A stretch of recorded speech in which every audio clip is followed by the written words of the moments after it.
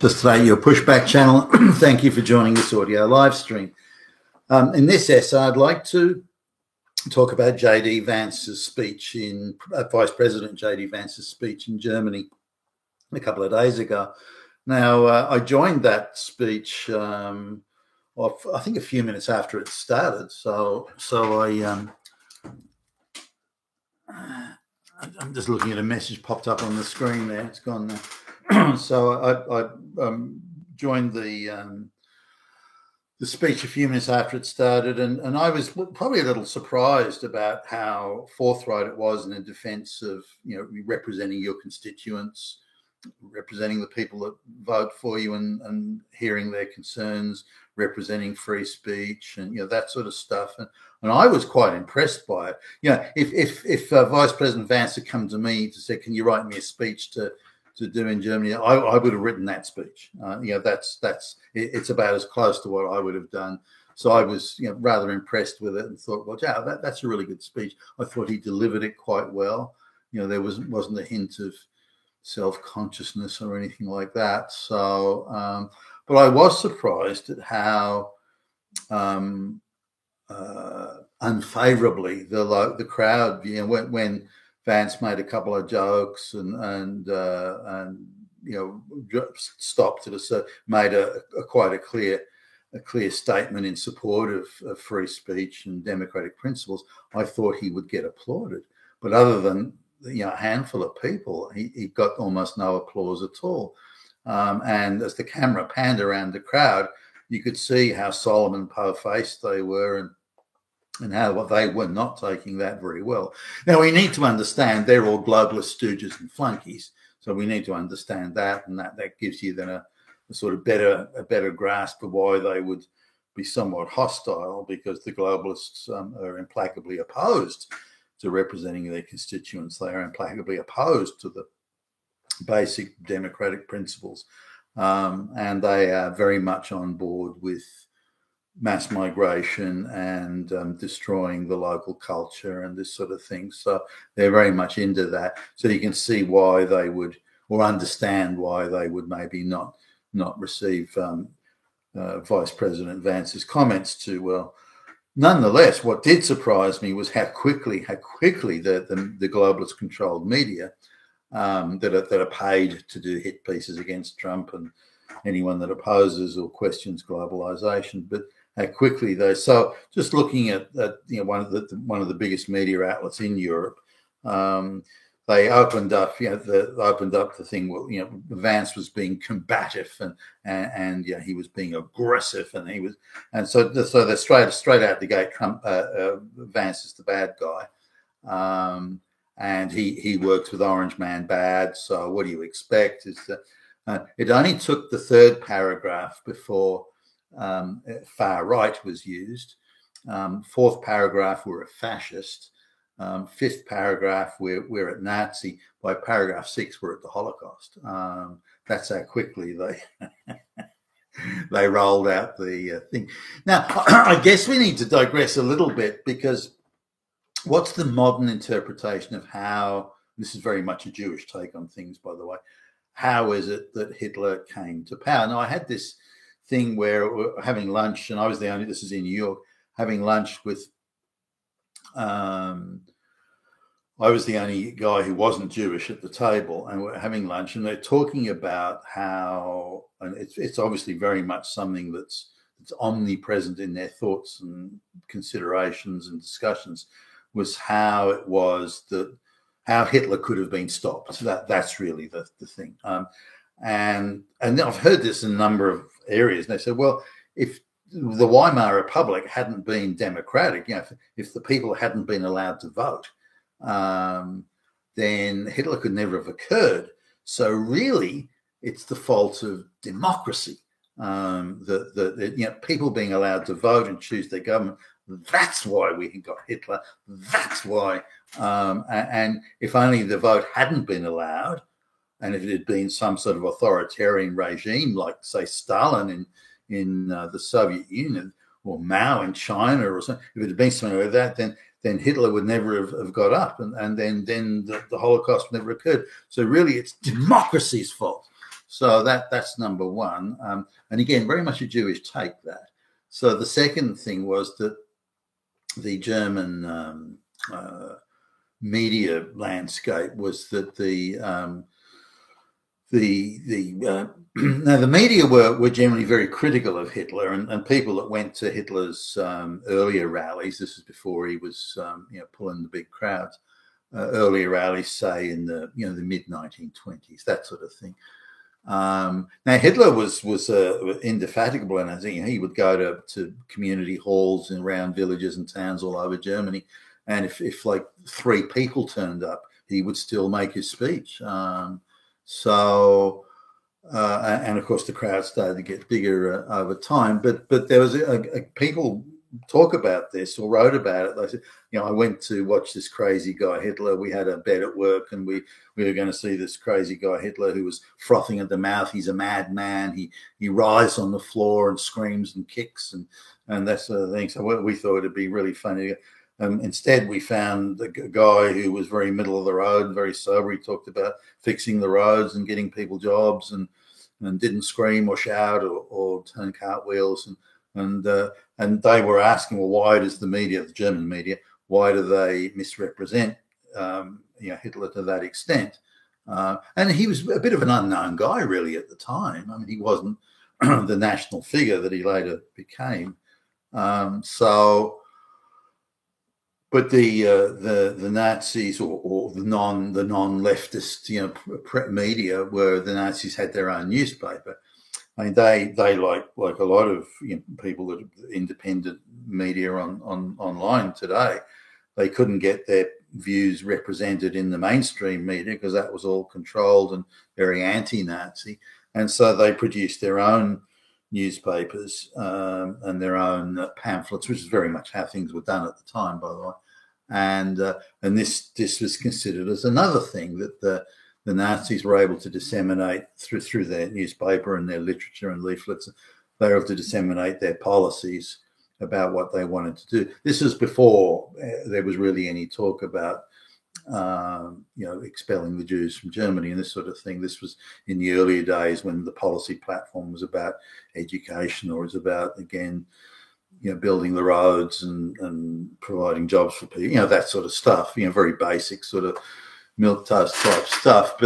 But that gave, in the view of these Jews at least, and activist Jews I've spoken to otherwise, this gave the position that really, if the Nazis had not been allowed to have any media representation, then they could never have, really got any political traction. So they should have not been allowed to talk to the people, and shouldn't have been allowed to stand for election. And if those things had been done, then the Nazis would never have occurred. And this sort of, now that it comprehensively misses the bigger picture of what was going on in Germany and indeed Europe at the time. So, but that's very much become fixed in the Jewish imagination, that if there was no free media, no free speech, and if there were no elections, Hitler could never have occurred, therefore the Holocaust could never have occurred. Therefore, the takeaway from this is no free speech, no democracy. Bingo, done, problem solved. We've reached back in history and solved the problems of the past by the madness and insanity of today. I mean, what a way to solve problems. So, and this is very much reflected in the wider view in Germany now, as I said, well, we need to stop the AfD.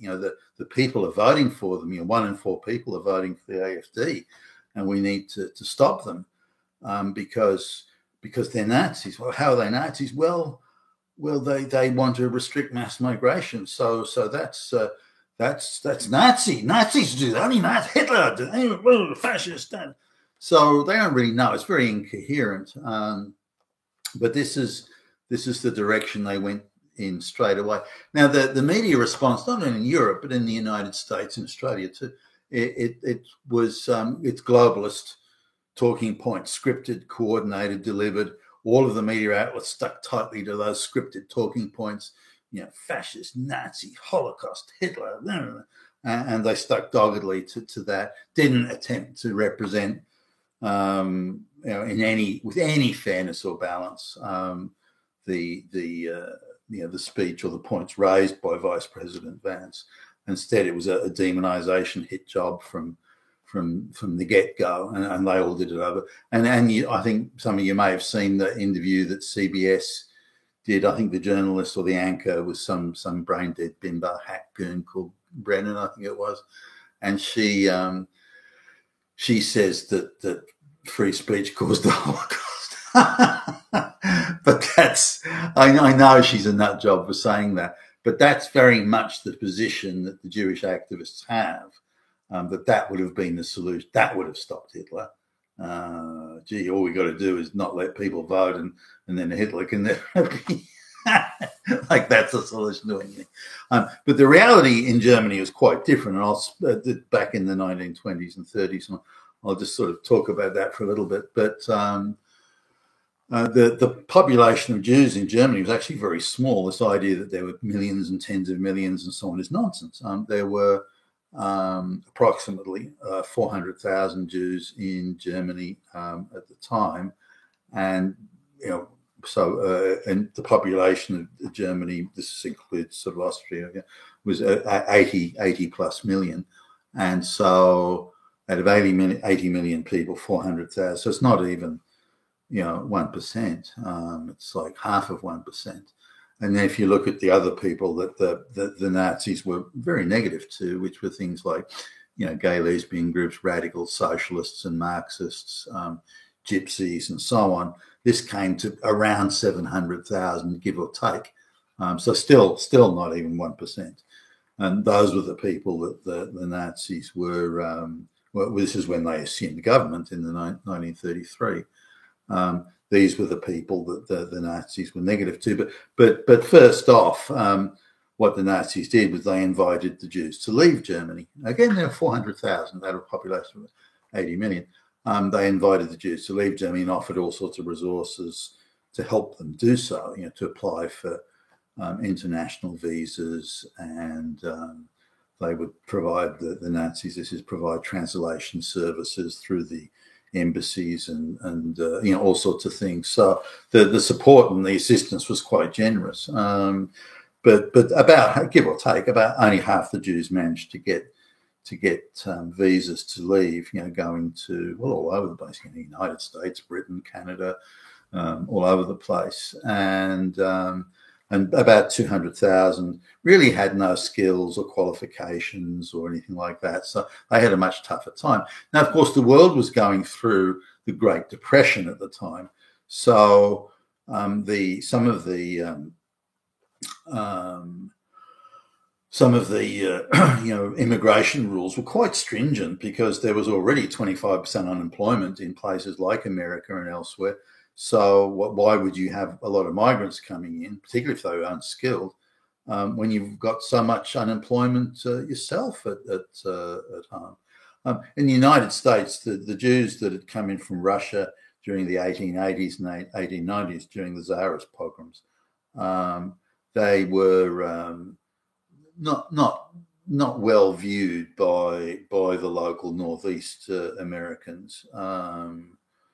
Mainly sort of Catholic and Protestant. And so the idea of taking in large numbers of Jews from Germany, or anywhere for that matter, that wasn't something that it wouldn't have played well with the locals. So there was, but the skilled guys like Einstein, the skilled Jews were easily getting visas to go all over the place, and a lot of academics, that sort of thing.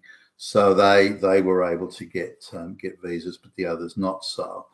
Now, at this point, the Jewish sort of activist discussion flips. At this point, they said, well, what we were that this is the 200,000 Jews in Germany that were remaining after the others had got visas. We were really refugees at this point, because even though we weren't being persecuted then, we were going to be persecuted, which they were, by the way. Let's be clear about that. And therefore, we are refugees. So the migration rules don't apply. We should be able to be accepted into, for example, the United States as refugees and self-declare ourselves as refugees, and that should be enough. So we should be able to turn up with a boat in the New York harbor, on a ship in New York Harbor and just be accepted in. And in fact, that wasn't what happened. The American government turned the Jewish ship away, as indeed did other places. So it wasn't just the United States. So this comes around to the other thing now, where the Jews have got this fixation of any group should be able to self-declare itself as a refugee, and that then gives them free transit and free passes to go sort of wherever they want in the world. Now that's a bit of a stretch as to what human rights might be, but nonetheless, that's the take. And this has been superimposed on the German political discussion today, and for quite some time. So when J.D. Vance says, well, you should listen to your own population. That's how Hitler came. Without that, there would have been no Hitler. So we can't listen to our own population because that'll create Hitler. And then that's the path that they go down. And no, we have to censor free speech. Why should we allow free speech? Because it played to the advantage of Hitler. And so constantly they come back to this. And so whenever when Vance says, well, you should listen to your own people and support free speech, Hitler, Hitler, Hitler, Hitler. And that's sort of how it goes. And it's beyond crazy and absurd. But nonetheless, it's now reached a point, and the globalists have very much encouraged this. It's now reached a point where if you say, well, I support free speech and democracy, Hitler, Nazi, fascist, Holocaust, and that's how it's going. And we're really having the wrong conversation. The forces that created and made possible Hitler and the government, the Nazi government that came in, those forces were very, very unique to those times, situations and circumstances that don't exist anymore. And the idea that the simplistic thing that democracy means fascism was, oh, fuck. If we've got idiots like that making those, pushing those views, then we can be sure that we're all heading down a very dark road. You've been a Tassus today, your Pushback channel. Thank you for listening.